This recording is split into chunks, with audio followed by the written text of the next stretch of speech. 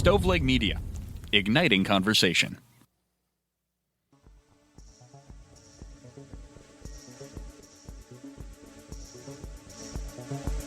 Welcome to True Crime to Go. What can I get for you?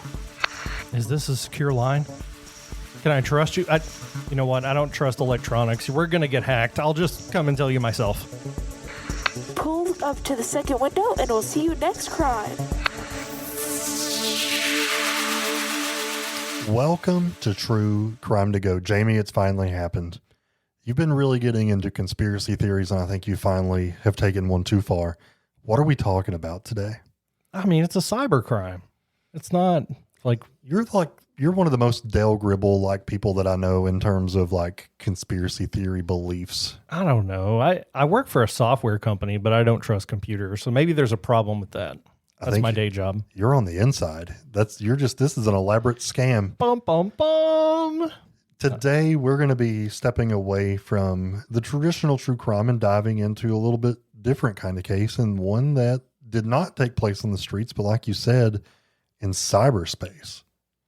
It was November 2nd of 1988. That seems way too early for there to have been a cyber attack. Think about the movie War Games. That's with exactly Matthew what I was Broderick. thinking. So that happened in the 80s. How much devastation can you do in DOS? A lot, apparently. If you're under the age of 40, you probably don't get that joke. The first known major cyber attack in history took place on November 2nd of 1988. A rogue program called the Morris Worm brought prestigious universities and government facilities to a screeching halt. I have a computer program that I use at work that contained data that was entered in the 80s and very early 90s. And it's very rare that I have to log into it. But when I do, I feel like I have got into a time capsule. Yeah. It is insane. And I will tell you that I probably could have also brought down this system, but only by mistake, because it is just so primitive. And there's a lot of functions to commands that you have to enter. And I mean, was this actually an attack, or was it some guy doing his best? But I think this was an attack, but I'm right with you. I think I could do a lot of damage by just being stupid. So who is the mastermind behind all of this, Jamie? It's a 23-year-old student from Cornell University named Robert Tappan Morris. Let's go back to that night. Around 8:30 p.m., Morris unleashed this program from a computer at MIT. Within hours, that's a Massachusetts Institute of Technology, one of the most prestigious technical universities in the country. Within hours, it had spread rapidly across the network. Now, keep in mind, this was a year before the World Wide Web existed. The internet then was much smaller, and it was highly critical in infrastructure, and it connected mostly to government agencies and institutions of higher education. I remember back in the day, my college, we had the internet, but then our whole campus was basically its own network. Yep. So that's kind of how I imagine MIT was working back then, that it wasn't the World Wide Web, which is www, but it was MIT's own network. But then I guess somehow they were able to connect to other government agencies and other universities too. Yep. So the worm didn't destroy files or data, but it did cause chaos. Systems were slowed to a crawl. Emails were delayed for days, and some institutions had no choice but to disconnect entirely. Experts estimate the damage ranged to about $100,000 to several $1 million in damages. That's a lot in damages. I think now everything would just shut down and you just couldn't operate. Then I would think that's inconvenient. There are a lot of things they could probably still do. And it wasn't just the scale that was alarming. It did impact so many machines. But this is a really creative virus that was unleashed. It exploited multiple vulnerabilities, including flaws in the Unix operating system. One of its most effective tricks was using a weakness in the Finger program, which was designed to display information about users. And to make matters worse, the worm wasn't designed to stop once it infected a system. It actually was designed in a way that it would replicate itself endlessly, which would then just make the overwhelming computer systems even more overwhelmed. So this was basically an infinite headache. Yeah, and this guy, Morris, he knew he was doing damage, but I think he kind of panicked when he saw the scale of this.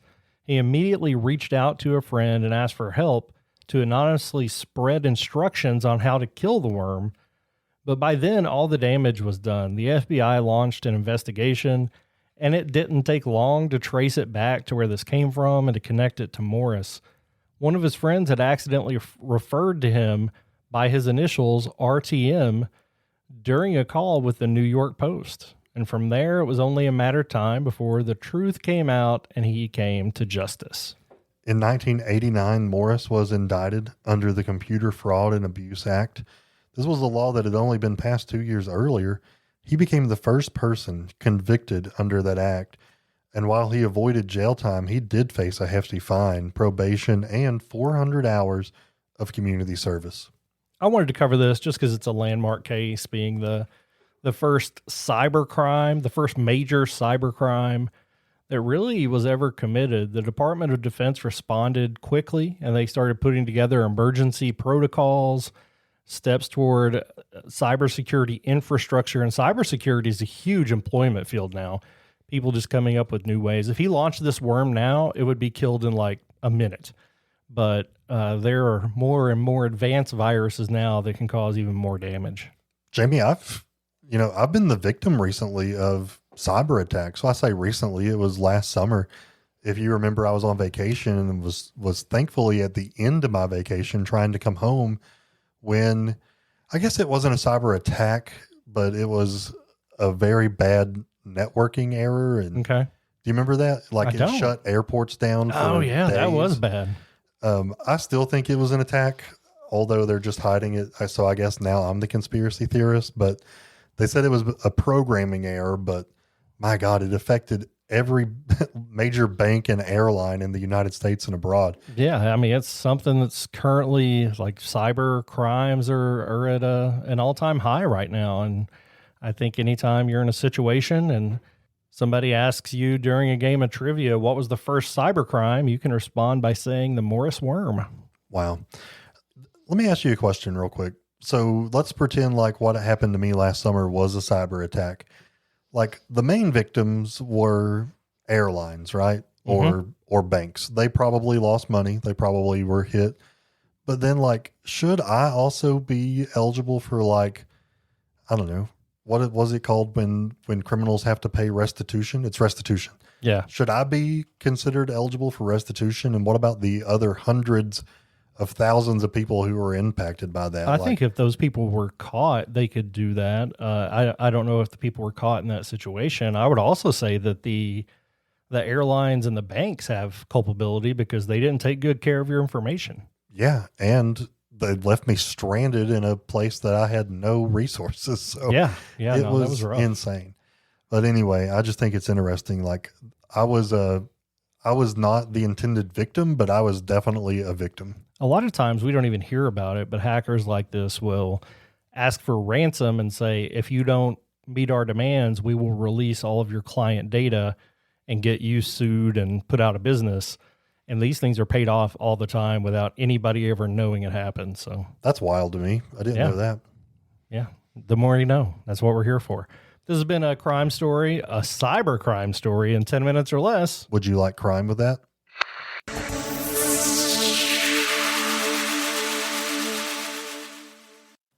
You've listened to True Crimecast, distributed by Stoveleg Media. Check out stoveleg.com to find out more about your hosts and to find other podcasts to listen to. Stoveleg Media, igniting conversation.